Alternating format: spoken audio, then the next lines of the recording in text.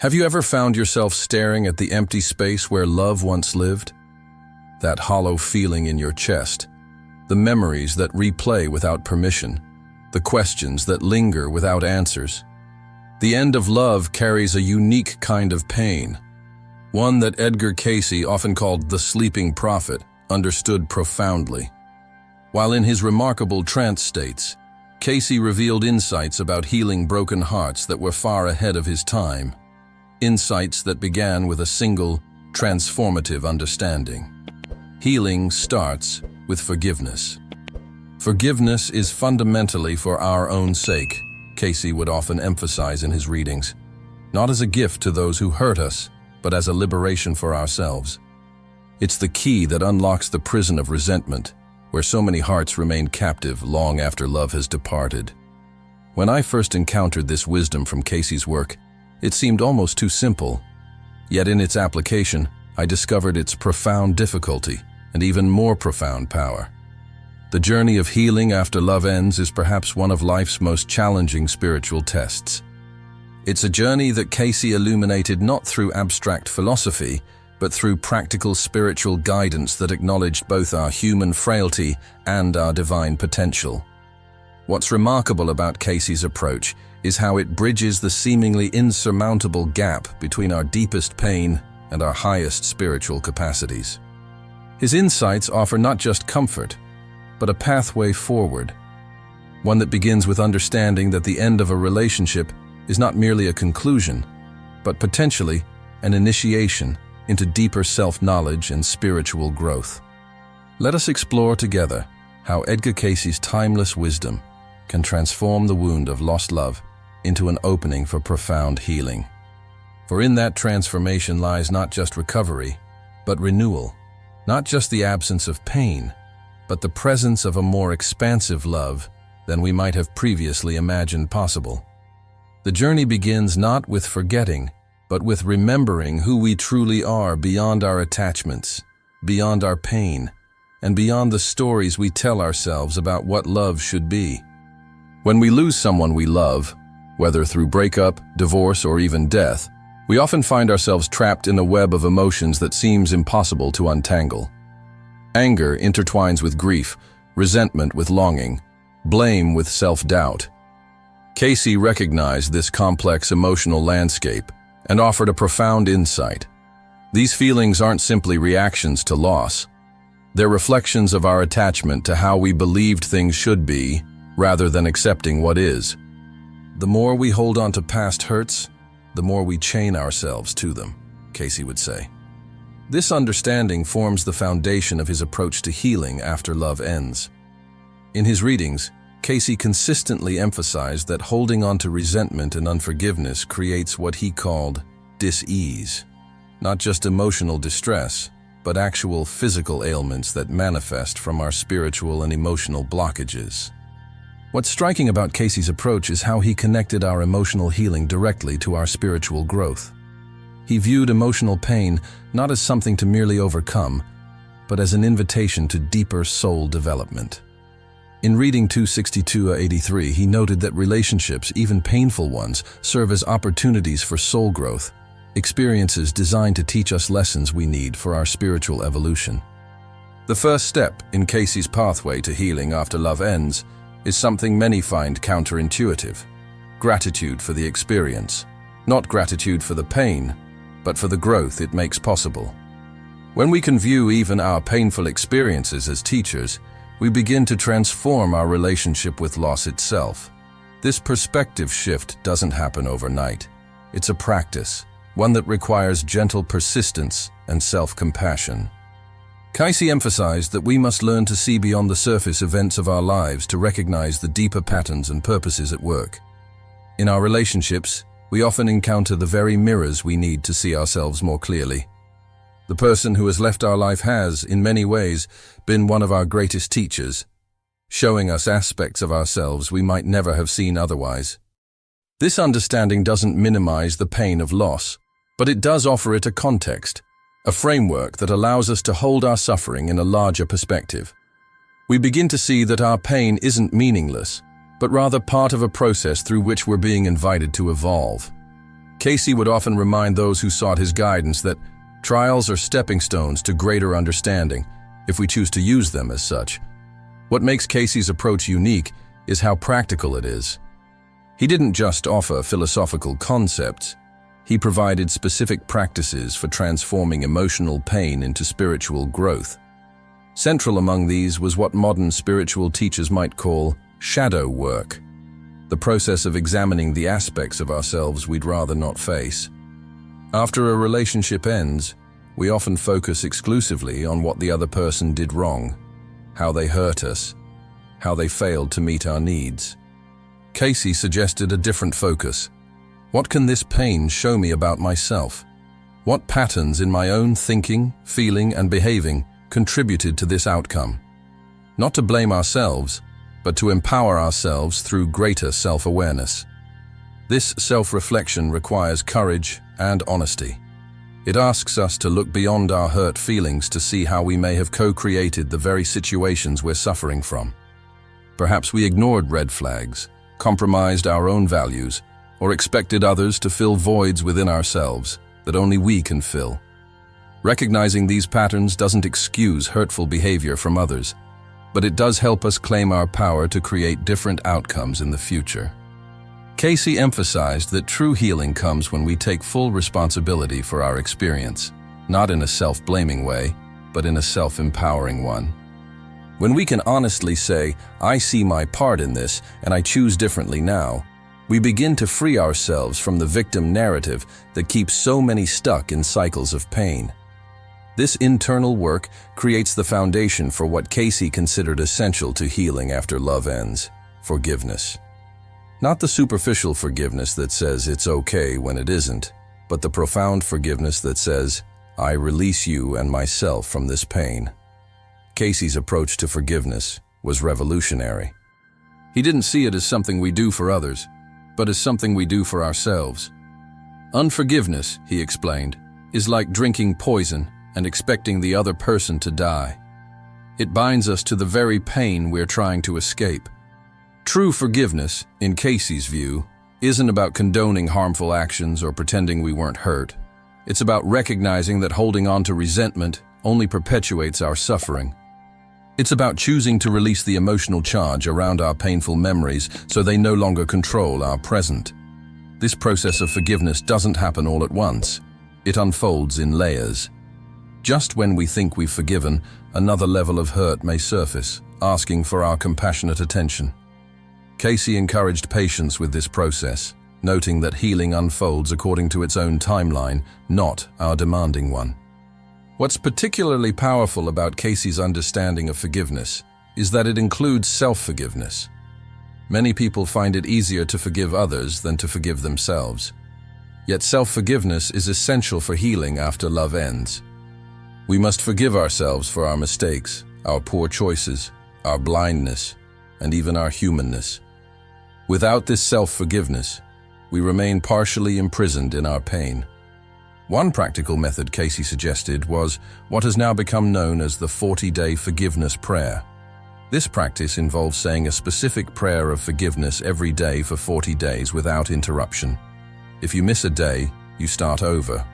The prayer addresses both the other person and yourself, recognizing that healing requires both directions of forgiveness. This practice exemplifies Cayce's belief that healing requires consistent, intentional effort over time. There are no shortcuts, but there is a clear path forward if we're willing to walk it day by day, step by step. Alongside forgiveness, Cayce emphasized the importance of establishing what he called spiritual ideals to guide our healing journey. These aren't abstract concepts, but practical standards we commit to living by, qualities like compassion, integrity, patience, and love. When we're healing from the end of a relationship, our emotions can easily overwhelm our better judgment. By consciously choosing spiritual ideals to guide our responses, we create stability amidst emotional turbulence. We might ask ourselves, what would love do in this situation? Or, how would patience respond to this feeling? These questions help us align our actions with our highest values, rather than our momentary feelings. Cayce believed that spiritual ideals provide not just guidance, but protection. They form a kind of energetic shield that prevents us from acting in ways we'll later regret, ways that might create more karma or patterns we'll have to work through in the future. This emphasis on spiritual ideals reflects Cayce's understanding that healing after love ends isn't just about feeling better, it's about becoming better. It's about using our pain as a catalyst for spiritual growth, allowing it to transform not just our feelings, but our character. As we work with forgiveness and spiritual ideals, Cayce suggested we also need to address the physical dimension of emotional healing. The mind-body connection was central to his understanding of holistic health. He recognized that emotional pain manifests physically, and physical interventions can support emotional healing. Simple practices like proper rest, nutrition, exercise, and what Cayce called constructive activities help create the physical foundation for emotional healing. When our bodies are balanced and nourished, our emotional resilience naturally increases. We become more capable of processing difficult emotions without becoming overwhelmed by them. Cayce was particularly emphatic about the importance of proper rest when healing from emotional trauma. Sleep is when much of our emotional processing happens at a subconscious level. Without adequate rest, our emotional wounds have limited opportunity to heal. Similarly, he emphasized the value of creative expression as a healing modality. Whether through writing, art, music, or other forms of creativity, expressing our emotions constructively helps move them through us rather than allowing them to stagnate within us. Creative expression gives form to feelings that might otherwise remain formless and overwhelming. These physical practices support what Cayce considered the most powerful healing force available to us, the spiritual dimension. Through prayer and meditation, we connect with what he called the creative forces, or divine love that flows through all life. Cayce taught that this connection to divine love is our birthright and our natural state. When we experience the end of a human love relationship, we often feel disconnected not just from that person, but from love itself. We forget that we remain always connected to the source of all love, regardless of our external circumstances. Regular meditation helps restore this awareness of connection. It allows us to experience love not as something that comes to us from outside ourselves, but as something that flows through us from a divine source. This shift in perspective transforms how we relate to love and loss. Prayer, in Cayce's approach, complements meditation. While meditation opens us to receive, prayer allows us to actively participate in our healing through intention and faith. Cayce suggested praying not for specific outcomes, like the return of a former lover, but for guidance, strength, and alignment with divine purpose. This spiritual dimension of healing after love ends may be the most profound aspect of Cayce's approach. It reminds us that what we're really seeking isn't the restoration of a particular relationship, but the restoration of our connection to love itself, a connection that was never actually broken, only temporarily forgotten. As we engage with these practices, forgiveness, spiritual ideals, physical self-care, meditation, and prayer, we begin to experience what Cayce described as attunement. This is a state of alignment with our higher self and divine purpose. In attunement, we experience a sense of rightness and peace, even amidst external challenges. Attunement doesn't mean we never feel sad about the end of a relationship. It means we hold that sadness in a larger context of meaning and purpose. We recognize that our pain is part of our path, not a deviation from it. We trust that what seems like an ending may actually be making space for a new beginning.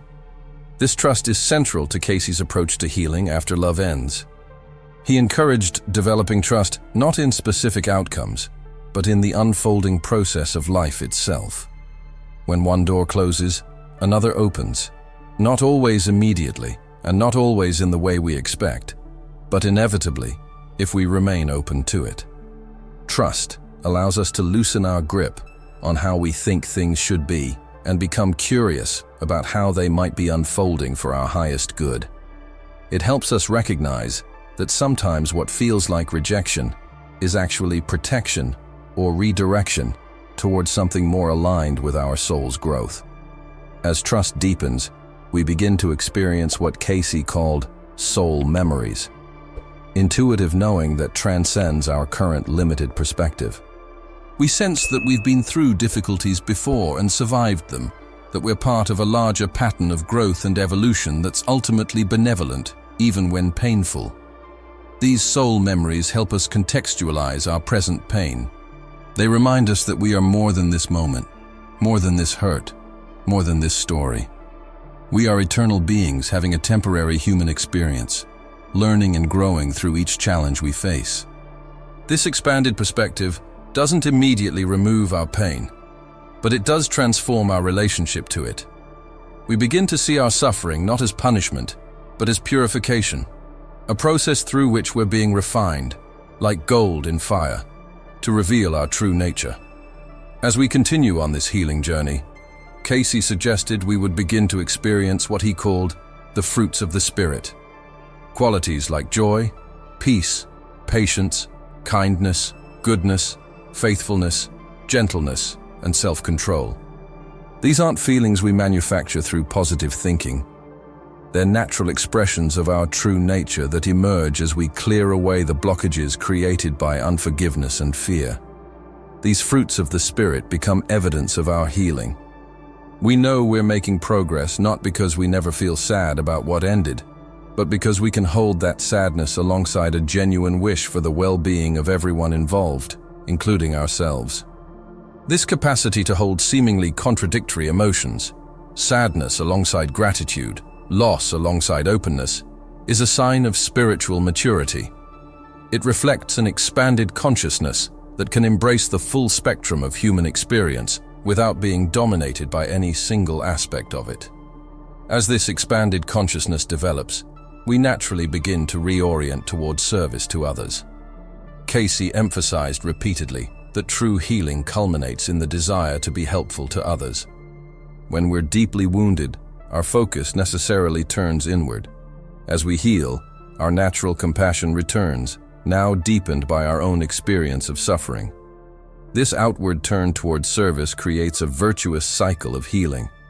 As we support others, we discover that our own pain diminishes not through direct effort, but as a byproduct of our compassionate action. We experience firsthand the truth that giving is receiving, that in helping others heal, we heal ourselves. Service also provides healthy perspective on our personal suffering. When we witness the challenges others face, our own pain finds its proper proportion, not diminished in importance, but situated within the larger context of shared human experience. This communal aspect of healing was important to Cayce. He recognized that while inner work is essential, we also need the support of community, people who can mirror back to us our progress, challenge our limiting beliefs, and remind us of our inherent worth when we forget. This is why Cayce's Association for Research and Enlightenment, ARE, established study groups where people could support each other's spiritual growth. He knew that healing happens most powerfully in the context of loving community. In today's world, this might look like support groups, therapy, spiritual communities, or simply intentional friendships where authentic sharing is welcomed. The form matters less than the function, creating spaces where we can be witnessed in our pain and supported in our healing. As we integrate all these dimensions of healing, forgiveness, spiritual ideals, physical self-care, meditation, prayer, trust, expanded consciousness, and service, we begin to experience what Cayce might have called soul-level healing. This isn't just the absence of pain over a lost relationship. It's the presence of a new kind of wholeness. This wholeness doesn't depend on external circumstances. It doesn't require that we never feel sad about what ended or that we immediately find a new relationship. It's a state of being complete within ourselves while remaining open to connection with others. In this state of wholeness, we discover that what ended wasn't love itself, but a particular expression of love. The capacity to love remains within us, perhaps now purified and strengthened by what we've been through. We become capable of loving more wisely, more authentically, and more unconditionally. Not just romantic partners, but all of life. This is perhaps the ultimate gift of healing after love ends. The discovery that love itself cannot end. It can change form, shift direction, or enter a dormant season, but its essence remains eternal, just as we do. When we realize this, we find that what we feared was an ending was actually an initiation into a more expansive understanding of what love truly is. Edgar Cayce's approach to healing after love ends isn't a quick fix or a surface-level solution. It's a profound journey of soul development that transforms our understanding of ourselves, others, and the nature of love itself. It asks much of us: courage, honesty, persistence, and faith. But it offers even more. Not just healing, but transformation. Not just recovery, but renewal. This journey unfolds according to its own timeline, unique for each person. Some aspects may come easily, while others require repeated effort. The key is gentleness with ourselves along the way, remembering that healing is not a linear process, but a spiral one, revisiting similar themes at deeper levels as we progress. What matters most is not how quickly we move through this process, but how thoroughly we engage with it. Each step taken consciously, each act of forgiveness, each moment of self-compassion, each choice aligned with our spiritual ideals, contributes to our healing and growth. As we walk this path of healing, we discover that what once seemed like the worst thing that could happen to us has become, in ways we never could have imagined, one of our greatest teachers. The love that ended has not disappeared but transformed, becoming part of the wisdom we now embody and share with others. In this way, nothing is truly lost. Everything we experience becomes part of who we are, not as baggage we carry, but as wisdom we embody. Our capacity to love doesn't diminish with loss. It expands through the space that loss creates within us. Edgar Cayce's profound understanding of healing after love ends begins with forgiveness, but culminates in transformation. The recognition that we are not merely healing a wound, but undergoing an initiation. Through this process, we don't just return to who we were before the pain. We evolve into someone new, someone who loves more deeply, sees more clearly, and lives more fully because of what we've been through. This is the gift hidden within the pain of lost love. The opportunity to discover a love that cannot be lost, because it does not depend on external circumstances, but flows from the very core of who we are. In finding this love, we find not just healing, but wholeness. Not just the end of suffering, but the beginning of a new kind of joy. Thank you for joining me on this exploration of Edgar Cayce's wisdom on healing after love ends.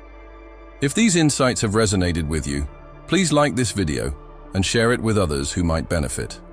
Your comments are valuable to me. I read every single one and would love to hear your experiences with healing after love ends. Don't forget to subscribe to our channel for more videos exploring Edgar Cayce's timeless wisdom on relationships, spiritual growth, and healing. Together, we're creating a community of people committed to transforming life's challenges into opportunities for soul development. Remember, what begins with forgiveness culminates in transformation. Your healing journey isn't just about feeling better, it's about becoming who you were always meant to be.